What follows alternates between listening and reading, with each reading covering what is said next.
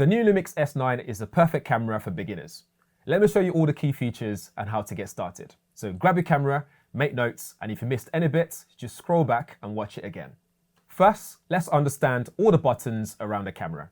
On the front of the camera, you'll see a lens release button which allows you to change the lens very easily. Once you press it, you'll also notice a red dot which is right there.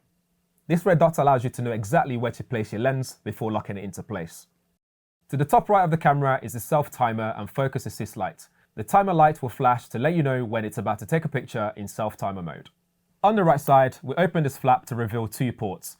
We have the mini HDMI port for connecting to an external monitor and a USB-C port so you can charge your camera, and when charging, there's a small light indicator on top that lets you know it's charging. On the left side, there's a flap that reveals a microphone port, so if you want to connect an external microphone, this will come in handy.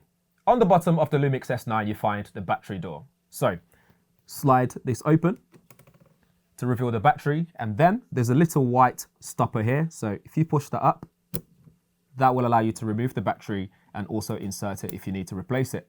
Above that is your SD card slot. So you can push it in to remove the SD card, and you can also just push it back in to lock your SD card in place. For compatible or recommended SD cards, check out the LUMIX website. If you wish to mount your camera on a tripod, on the bottom is also where you find the tripod mount. Up top is where you'll find the cold shoe mount. This is where you can attach accessories like microphone or light. To the right of the cold shoe mount is where you find your shooting mode dial. First, we have M for manual mode. Manual mode puts you totally in charge of figuring out the right exposure for each scene. You'll need to determine the shutter speed, the aperture, and ISO for each scene. S is for shutter priority. In this mode, you choose a fast or slow shutter speed and let the camera decide on which aperture settings is needed for a properly exposed photo. This will be the mode to select if you're shooting fast action like a car driving fast, and you need to be sure that your shutter speed remains quick enough to capture these moving subjects. A is aperture priority mode. This mode lets you choose your aperture settings, which helps to determine your depth of field. So basically, how blurry the background is, also known as bokeh. Aperture priority mode is a good choice when you have lots of lights to play with, the subject isn't moving too quickly, and you want to achieve a very specific depth of field in your photos. P is for program mode. This mode will select the optimum speed and aperture. However, you can change either of these settings and the camera will adjust the other ones to make sure you get the right exposure. Using program mode is an excellent way to familiarize yourself with all these exposure variables. IA is for intelligent auto mode. In this mode, the camera controls all the exposure settings like ISO, white balance, and all you have to do is point your photos at your subject, compose it, and snap away. Basically, this turns your camera into a point and shoot, and this is great to use whilst you're still understanding all the exposure triangle variables. You then have 3 custom modes for what you wish. You'll be able to make your own custom settings and apply it to C1, C2, or C3. S and Q is for slow and quick motion. Using this mode, you can record slow motion videos and quick motion videos by changing the frame rate. Lastly, you'll also notice the camera icon with M next to it. This is creative video mode. With this, when shooting video, you'll have full control of what kind of settings you will need for the movie. When you select this, you can go into settings and select your exposure mode as per PASM. Next to the exposure dial mode is your on and off switch. Then you have your exposure compensation button, and the red one is your record button. In front of the exposure compensation button is your front dial used for adjusting your aperture, and also on there is your shutter button. There's also a small blue light at the top that indicates Wi-Fi or Bluetooth connection. Make sure you check here when you're using the LUMIX Lab app. On the back, we have a few buttons as well. First, we have the LUT button for quickly selecting your custom LUT, which is almost like a filter to put it in a more familiar term. Then we have the autofocus on button, which allows you to quickly focus on your subject and also check metering. To the right side, we have the Q button for quick menu. Pressing this will bring up some quick menu options so you can quickly change exposure mode, recording format in video mode, white balance, and more.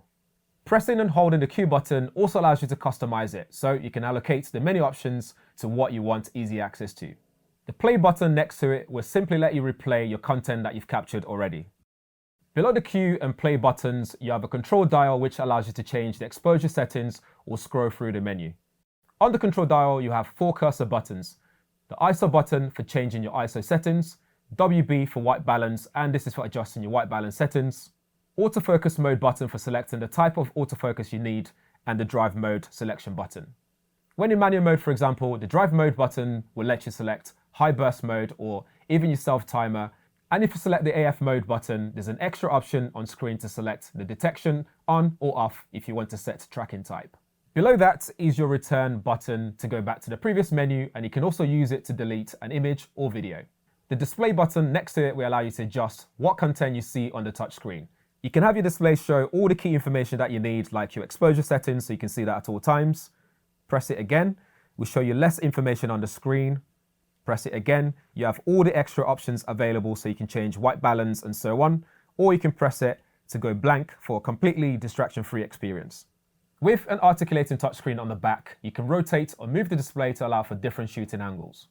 With the LUMIX S9, you can change lenses to suit different scenarios. For example, if you're into wildlife or sports photography, a 28 to 200mm lens might be more suitable. With this, if you want to be discreet when shooting wildlife photography, you can stand far away from the subject and still be able to zoom in and get your shot. Or if you're into those photos with beautiful bokeh or blurry background, there's a host of f1.8 lenses available just to achieve that. When shooting videos, you might experience some flicker banding. The S9 has a feature that allows you to fix this. To fix this, go into Menu, then go to Image Quality 1 menu, scroll all the way down to Synchro Scan. Select Synchro Scan, turn it on. Now you can adjust the angle in minute increments. Keep going until you get to the number that stops the flickering. So if you go all the way to around 216, you can now see that the flickering has stopped. If in M shooting mode, you'll also have the option to do flicker decrease by going to Menu, select Flicker Decrease, and then you can select which one you need until you get the result you want. I hope you find this guide helpful. Have fun out there shooting.